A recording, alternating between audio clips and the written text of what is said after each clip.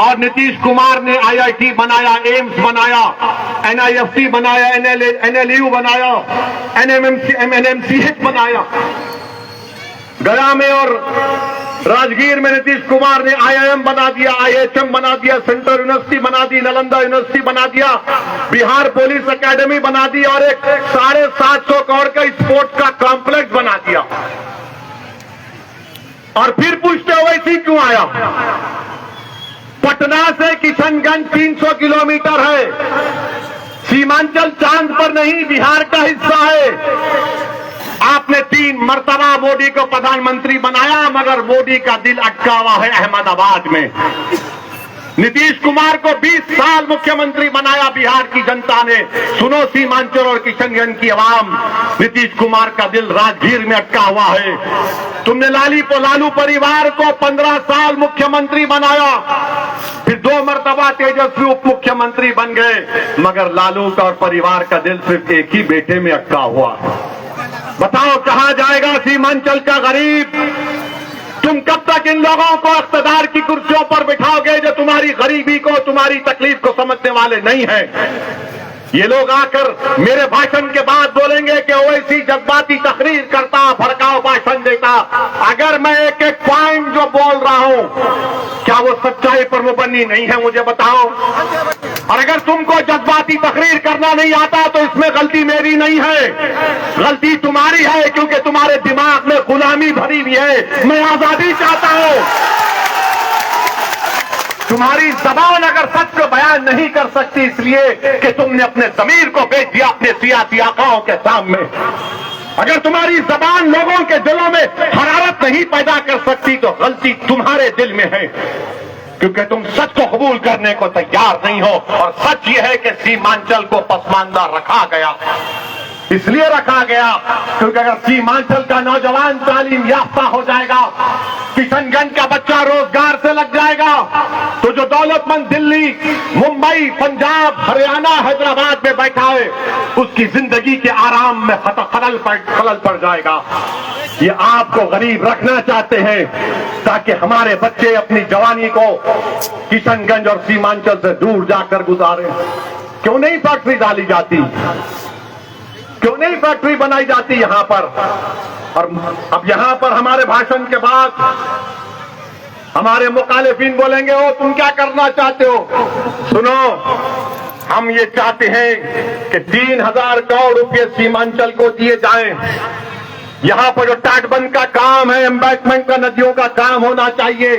और आप जानते हैं कि यहां पर किशनगंज में खुद गवर्नमेंट कहती है कि किशनगंज जिला 55% किशनगंज जिला सैलाब के ज़ेर असर आ जाता है। तो टूक नदी में नदी कटाव का काम किया जा सकता है। मंजलिस 3000 करोड़ के लिए लड़ेगी। फिर यहां पर खरीदी का, प्रोक्योरमेंट का सेंटर किशनगंज और अरारिया में हम कायम करने की लड़ाई लड़ेंगे। अलीगढ़ मुस्लिम यूनिवर्सिटी का कैंपस 3 शेड में चल रहा है, हम उसकी बहाली के लिए, उसको अच्छा करने के लिए कोशिश करेंगे।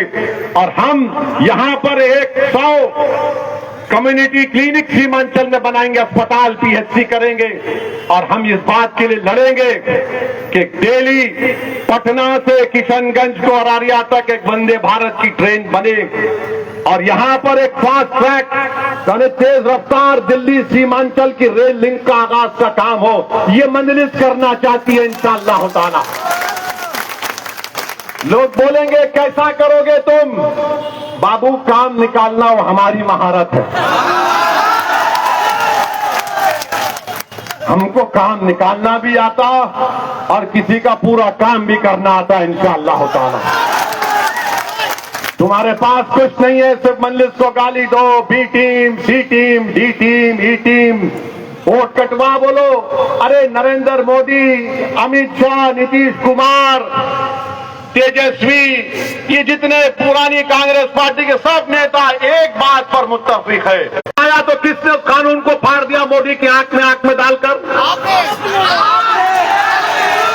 ट्रिपल तलाक का कानून आया तो मौलाना असराउल्लाह, अल्लाह उनकी मग़फ़िरत करे, उनको बोलने नहीं दिया गया था। मौलाना असराउल्लाह याद है आपको? यही सीमांचल का जय्यद आलिम था मौलाना असराउल्लाह कासमी। उनको पार्टी ने बोलने नहीं किया। किसने ट्रिपल हमने पूरी दलीलों के साथ उस कानून की धज्जियां उड़ाकर कहा कि मुस्लिम महिलाओं के हक में नहीं है। वक्फ का कानून लाया, किसने कहा कि कानून मस्जिद, दरगाह, ईदगाह और खानकाह को छीनने के लिए बनाया गया है। हम मस्जिद का सौदा नहीं कर सकते। हमने बीजेपी और मोदी के सामने, नीतीश कुमार के एमपीओ के सामने खड़े होकर कहा ये कानून, ये काला कानून है। उस कानून को हमने कहा लो मैं फाड़ता हूं तुम्हारे सामने, क्या करना है कर लो। पार्लियामेंट कमेटी बनाई गई, 128 पेज की रिपोर्ट मैंने दी, जिसमें 45 सेक्शन के ऊपर 128 पेज मैंने लिखकर दिए। बताओ मेरे अजीज दोस्तों और बुजुर्गों, लोग बोलते एक जीत कर गया तो क्या किया। अरे भारत की 540 के ऐवान में आपकी दुआओं से आपका खादिम, आपका गुलाम, एक पर एक आदमी पूरों पे भारी पड़ता है, अल्हम्दुलिल्लाह। ये इसलिए नहीं कि मेरा नाम ओवैसी, इसलिए है कि हमारे बुजुर्गों ने हमको सिखाया कि सच के लिए मर मिट जाओ, हक की कामयाबी के लिए कोशिश करो, ताकतवर से मत डरो। इसलिए कि ताकतवर अगर समझता है ताकतवर है तो अपने हमारे बुजुर्गों ने सिखाया कि ये सोचो कि सबसे बड़ा ताकतवर अल्लाह है। इसीलिए तो हम लड़ते हैं, इसीलिए तो बदनाम भी होते हैं। बहुत सी बातें बोली जाती है, मुझे कोई फिक्र नहीं, तुम गाली दो मुझे, तुम ना मेरी खबर में आओगे ना तुम हशर के मैदान में आओगे। मुझे पहले भी अल्लाह से उम्मीद थी और उसके हबीब से उम्मीद है, तुमसे किसी से नहीं है। मुखालिफीन, मुखालिफत करने वालों करो मुखालिफत, मैं अपना काम करता रहूंगा।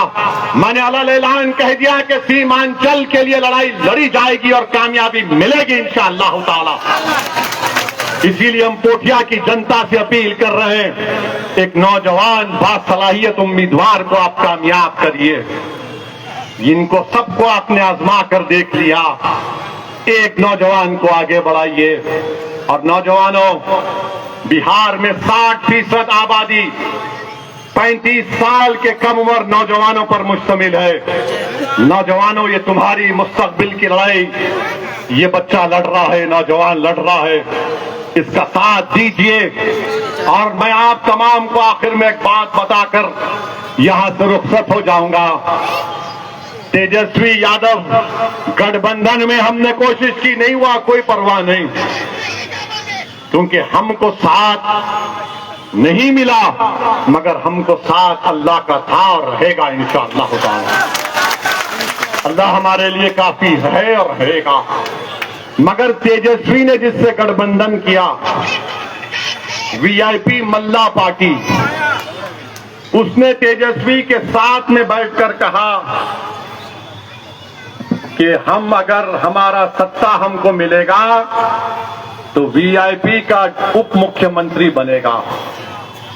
मैं सीमांचल की जनता को बता रहा हूं, मैं किशनगंज की जनता को बता रहा हूं, मैं पोठिया की गयूर अवाम को एक लम्हे फिक्र दे रहा हूं कि जो बिहार के आबादी में जिसका तनासुब 3-3.5% है, वो ये कह रहा है कि मल्ला का बेटा उप मुख्यमंत्री बनेगा, तो क्या 17% जनता खामोश बैठेगी? क्या कोई 17% खामोश बैठेंगे? मेरे दोस्त, मेरे भाई, मेरे बुजुर्ग, अल्पसंख्यक समाज 17% है। मैं सलाम करता हूं वीआईपी के नेता की बहादुरी को कि उन्होंने अपने समाज के इत्तेहाद पर भरोसा करके ऐलान कर दिया। और ओवैसी तुम्हारी लड़ाई लड़ रहा है, मजलिस तुम्हारे इंसाफ की लड़ाई लड़ रही है। 17% के लोग क्या करेंगे? अगर मल्ला का बेटा उप मुख्यमंत्री बनेगा तो क्या मोहम्मद का बेटा मुख्यमंत्री नहीं बन सकता? बताओ पोठिया की जनता। क्या अबू बकर, उमर, अली और उस्मान का बेटा मुख्यमंत्री नहीं बन सकता? बताओ सीमांचल की जनता। क्या फातिमा का बेटा मुख्यमंत्री नहीं बन सकता? बन सकता है, बशर्ते कि तुम अपनी ताकत को महसूस करो। ये जालिम लोग आकर हमको डरा डरा कर दिमाग में बात डाल देते हैं, अरे नहीं होगा, नहीं होगा। मेरे भाई, जब बच्चा चलना शुरू करता है तो बड़े क्या बोलते हैं, उसको चलने दो। गिरेगा, उठेगा, फिर चलेगा, चलेगा तो दौड़ेगा, दौड़ेगा तो कामयाब होगा। तुम चलना शुरू कर दिया, अब दौड़ो, अपने लिए दौड़ो, अपने बच्चों के लिए दौड़ो। बनेगा इंशाअल्लाह ताला सीमांचल से इंसाफ उसी वक्त होगा जब सीमांचल का बच्चा पटना में हुक्मरान होगा इंशाअल्लाह ताला। सीमांचल में इंसाफ उसी वक्त होगा जब तुम्हारे मुकद्दर के फैसले सीमांचल का बच्चा पटना में बैठकर करेगा। ये मंजलिस कह रही है आपसे। तो मेरे अजीज दोस्तों और बुजुर्गों, डरने और घबराने की जरूरत नहीं है। लोग बहुत सी बातें करते हैं, मगर याद रखिए आपने सबको आजमा लिया। 11 तारीख के दिन हम आपसे अपील कर रहे हैं कि आप जब अपने घर से निकलेंगे इन तमाम बातों पर गौर करिए जो हमने आपके सामने रखा है। उन मासूम बच्चों के बारे में सोच लो।